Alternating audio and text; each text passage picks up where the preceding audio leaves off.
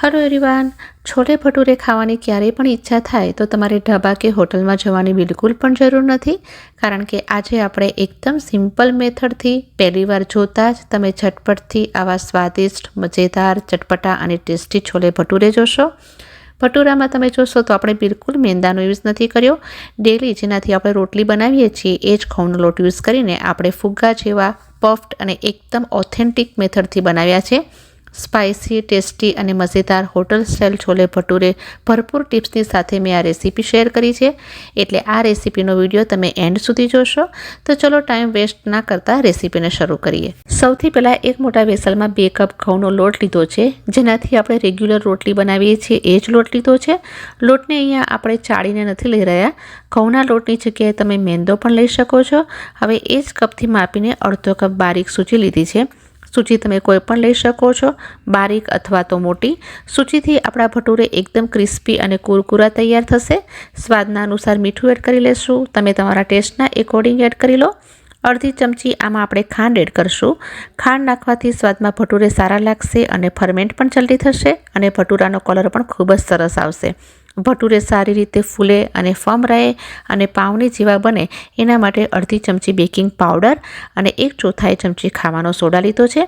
તમારી પાસે આ બંને અવેલેબલ ન હોય તો ઇનો ફ્રૂટ સોલ્ટ અડધી ચમચી પણ તમે અહીંયા લઈ શકો છો.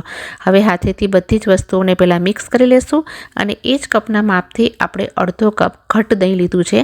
અહીંયા મેં ઘરમાં તૈયાર કરેલું જ દહીં લીધું છે. તમે ચાહો તો રેડીમેડ પણ યુઝ કરી શકો છો. હવે આ બધી જ વસ્તુઓને દહીંની સાથે હાથેથી મિક્સ કરી લેશું એકદમ સારી રીતે. લગભગ 1 મિનિટ સુધી મેં એને મિક્સ કર્યું છે. લોટે સારી રીતે દહીંને એબ્સોર્બ કરી લીધું છે. હવે જરૂરિયાતના હિસાબે પાણી નાખીને ટાઈટ લોટ બાંધવાનો છે. ધ્યાનમાં રાખવાનું છે કે ભટુરે તેલ ઓછું એબ્ઝોર્બ કરે અને એકદમ ફૂલે એના માટે લોટ ટાઈટ જ લગાવવાનો છે. ફક્ત 5 થી 6 ચમચી જ આપણે પાણી યુઝ કર્યું છે. શરૂઆતમાં અડધો કપ દહીં અને 5 થી 6 ચમચી જ પાણીનો યુઝ કરીને આપણે એક ટાઈટ લોટ બાંધીને તૈયાર કરી લીધો છે. હવે એને કવર કરીને છોલે બની જાય ત્યાં સુધી રેસ્ટ આપશું તો લોટ પણ સારી રીતે ફૂલી જશે. અને હવે લોટ રેસ્ટ રહી રહ્યો છે ત્યાં સુધી આપણે છોલે રેડી કરી લઈએ. એના માટે મેં અહીંયા 1 કપ લગભગ 250 ગ્રામ જેટલા ચણા રાત્રે જ પલાળીને રાખ્યા હતા. પલાળવાના ટાઈમે એનામાં 1 પિંચ જેટલું મીઠું એડ કરી લો. એનાથી છોલે સારા એવા સોફ્ટ થઈ જશે અને જલ્દીથી પલળી પણ જશે. તો આવા જ પલાળેલા ચણા આપણે તૈયાર કરી લીધા છે. 4 થી 6 લોકો માટે પરફેક્ટ છે. હવે આ છોલેને હોટેલ કે ઢાબા જેવા બનાવવા માટે એક મસાલો તૈયાર કરી લઈએ. પેન ગરમ થઈ જાય એટલે એમાં 1 ટેબલસ્પૂન જેટલું તેલ એડ કરી લઈએ. તેલ હલકું ફૂલકું ગરમ થયું કે એમાં આપણે થોડા ખડા મસાલા લીધા છે. એના માટે આપણે અહીંયા 1 મોટી ચમચી આખા ધાણા, 1 ચમચી જીરું, અડધી ચમચી વરિયાળી, 2 તમાલપત્રને તોડીને એના ટુકડા કરીને, અડધી ઇંચ તજનો ટુકડો અને 4 લવિંગ લીધા છે. 1 મોટી એલચી, 2 નાની લીલી એલચી, અડધો ટુકડો જાવિત્રીનો, અડધું દગડફૂલ કે ચક્રફૂલ લીધું છે. આમાંથી કોઈ પણ મસાલા તમારી પાસે ન હોય તો પણ તમે છોલે બનાવી શકો છો. બધા જ મસાલાને થોડીક સેકન્ડ માટે સ્લો ફ્લેમ પર સાંતળી લેશું. બહુ વધારે એને સાંતળવાના નથી અને ગેસની ફ્લેમને લો જ રાખવાની છે. અને તરત જ 2 મીડિયમ સાઇઝની ડુંગળીને કટ કરીને નાખી દેશું. આ ડુંગળીને ફ્રાય કરતી વખતે આપણે એનો કલર ચેન્જ નથી કરવાનો, બસ ખાલી સોફ્ટ અને ટ્રાન્સપરન્ટ થઈ જાય એટલી જ કૂક કરવાની છે. 1 મિનિટ માટે હાઈ ફ્લેમ પર ટ્રાન્સપરન્ટ થઈ જાય ત્યાં સુધી આપણે એને સોટે કરી લીધી છે. ડુંગળીને બહુ વધારે પકવવાની નથી, નહીંતર છોલેમાં કડવાટ આવી જશે. હવે આ સ્ટેજ પર 5 થી 6 લસણની કળીઓ અને 1 ઇંચ આદુનો ટુકડો એડ કરી લેશું. ઇમ્પોર્ટન્ટ વસ્તુ અહીંયા 1 ચમચી કસૂરી મેથી લીધી છે. ઢાબા અને હોટલમાં કસૂરી મેથી સિવાય એક સિક્રેટ મસાલો પણ છે જે વિડીયોના એન્ડમાં આપણે યુઝ કરશું, એટલા માટે વિડીયોને એન્ડ સુધી જોજો. કસૂરી મેથી આ સ્ટેજ પર એડ કરવાથી એક અલગ જ ફ્લેવર લાવશે. હવે આદુ, લસણ અને કસૂરી મેથી થોડીક ફ્રાય થઈ ગઈ છે. પછી અહીંયા 3 મીડિયમ સાઇઝના ટમેટાને રફલી ચોપ્ડ કરીને એડ કરશું. મોટા ટમેટા હોય તો તમે ખાલી 2 જ યુઝ કરો. હવે ટમેટાને પણ હાઈ ફ્લેમ પર કૂક કરશું. જેમ જેમ કૂક થતા જશે એમ ડુંગળી અને ટમેટા પાણીને રિલીઝ કરતા જશે. લગભગ 3 થી 4 મિનિટમાં ટમેટા સારી રીતે સોફ્ટ થઈ જશે. ટમેટા આવા સોફ્ટ થવા જોઈએ. ગેસની ફ્લેમને બંધ કરી દેશું અને મસાલો પૂરો ઠંડો થઈ જાય ત્યાં સુધી એક સાઈડ કરી લેશું. મસાલો એકદમ ઠંડો થઈ ગયો છે તો હવે મેં એને ગ્રાઇન્ડિંગ જારમાં ટ્રાન્સફર કરી લીધા છે. બિલકુલ પણ પાણી એડ કર્યા વગર એકદમ ફાઇન પેસ્ટ બનાવીને રેડી કરવાની છે, કારણ કે ટમેટામાંથી પણ પાણી નીકળશે એટલે પાણીની બિલકુલ પણ જરૂર નથી. તો અહીંયા આપણી મસાલા પેસ્ટ રેડી થઈ ગઈ છે.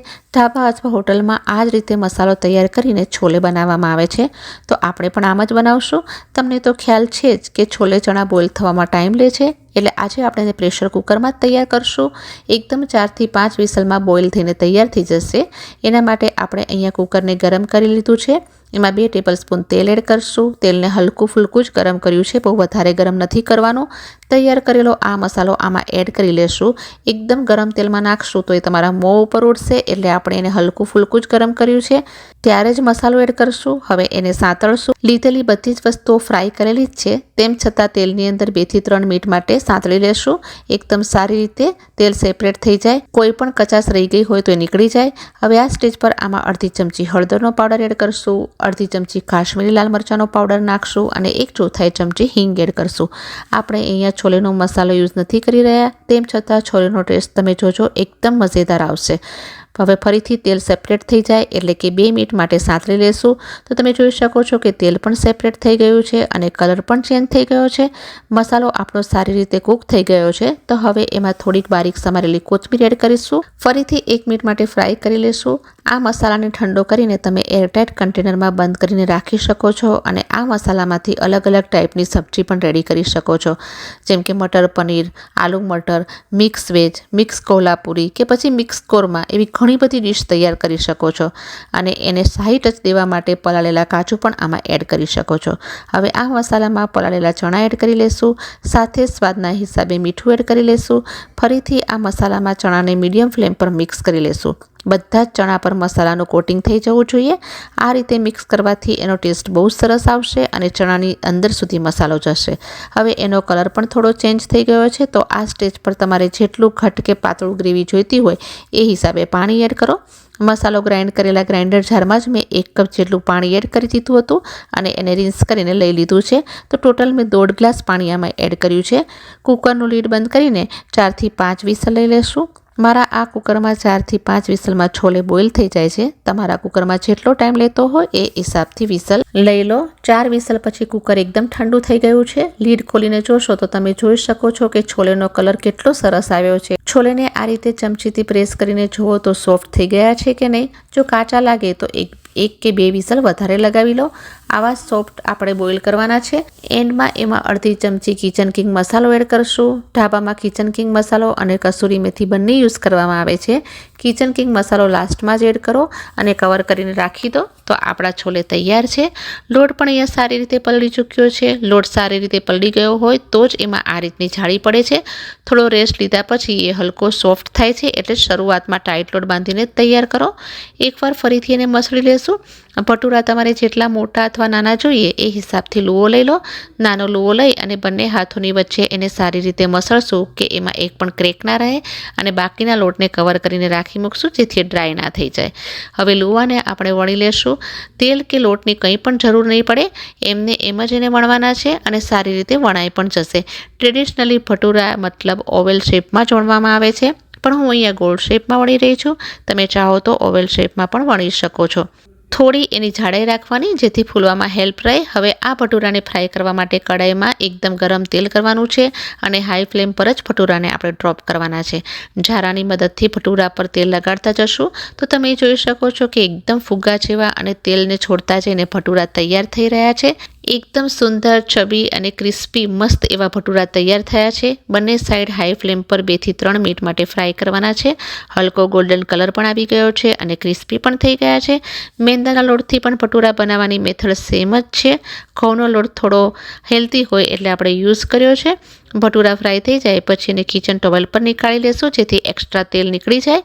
હવે આપણે જઈએ એની સર્વિંગ પ્રોસેસમાં. તો પહેલાં આપણે ગરમા ગરમ ભટુરા સર્વ કરશું. એના પછી ટેમ્પટિંગ સ્પાઇસી એવા ચટપટે છોલે અને લાસ્ટમાં ડુંગળીનું સલાડ, એની સાથે લીંબુ પણ એડ કરશું.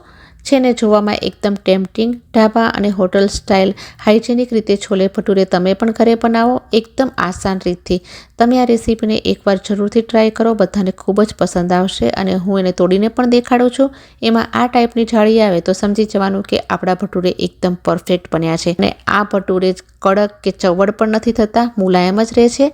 તો બેફિકર રહી અને મારા પર ભરોસો રાખીને આ રેસીપીને જરૂરથી બનાવો. વારંવાર તમને આમ જ બનાવવાનું પસંદ કરશો.